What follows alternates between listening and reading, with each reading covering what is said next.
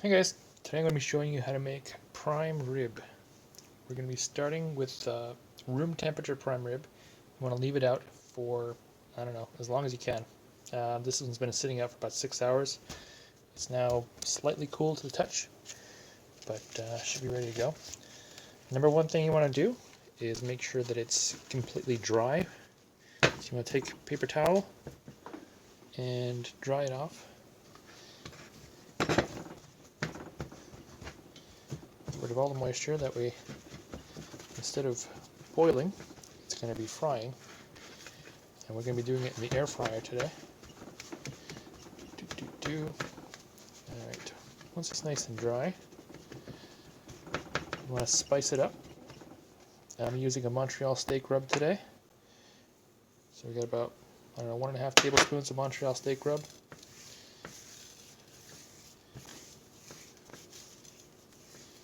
Making a bit of a mess.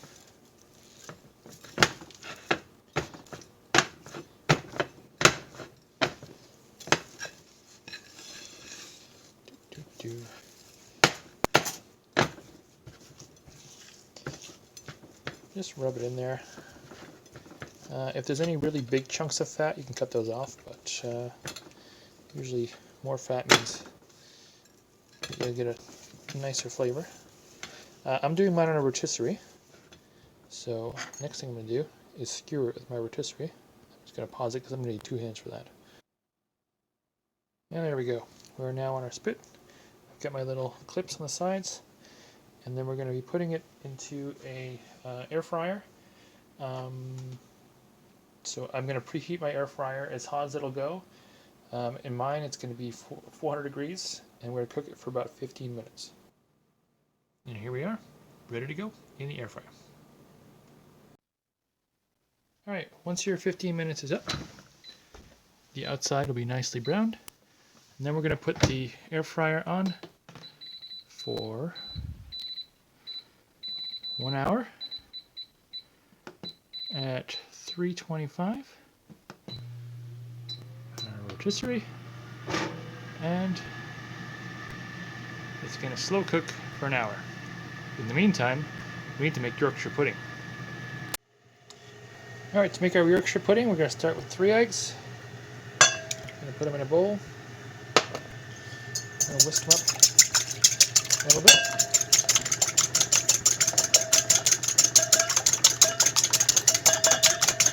And then to that, we're going to add in a cup of milk.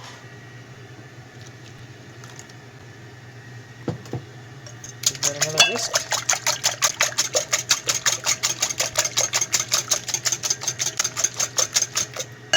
Add a pinch of salt and 3/4 cup of flour.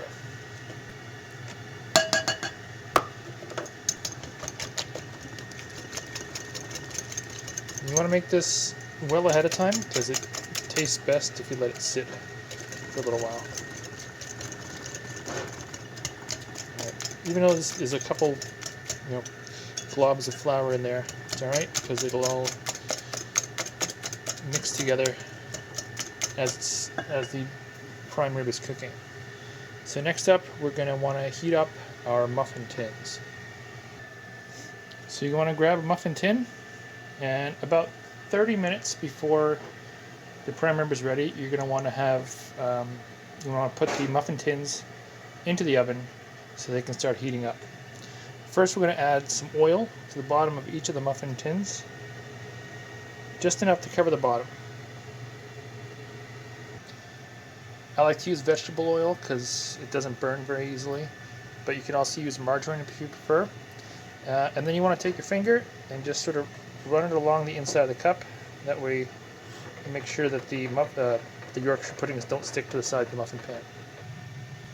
You're going to set your oven to 450, or the hottest your oven will get, and then you're going to put the muffin tins in the oven to get hot. You want the muffin tins to be as hot as possible before you pour any batter in.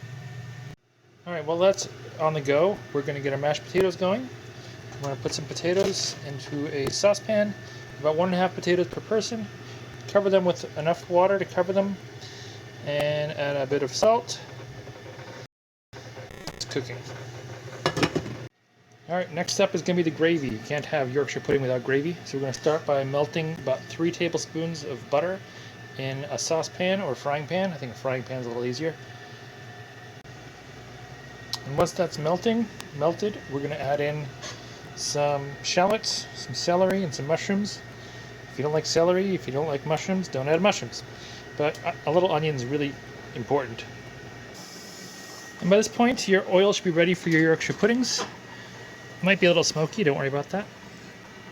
You're going to take the muffin tins out of the oven, and you're going to pour in your batter a little bit at a time into each one of the muffin tins.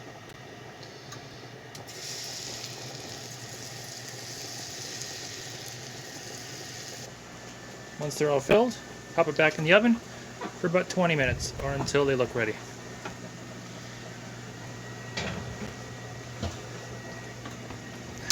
By this point, you should have about 20 minutes left in your prime rib. You want to check the temperature.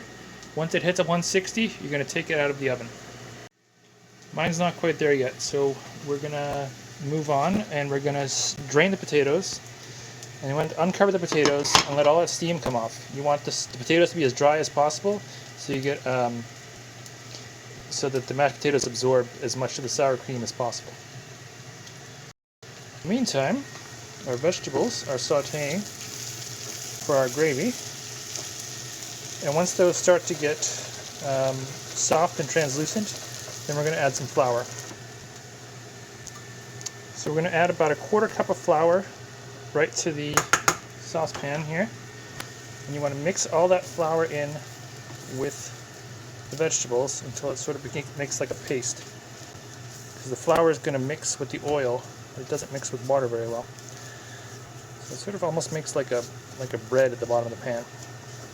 Now the drawback of making rotisserie prime rib is you don't get a lot of the juices that you normally get from baking. So instead, I'm going to use a bit of beef bouillon to make my sauce. So I've got about 2 cups of hot water that I've dissolved 2 bouillon cubes in. I'm going to add that in. Make sure we get all that bouillon out. And that'll start to thicken up. You want to turn the temperature down on this. And once all that flour dissolves, we're going to add in some cream.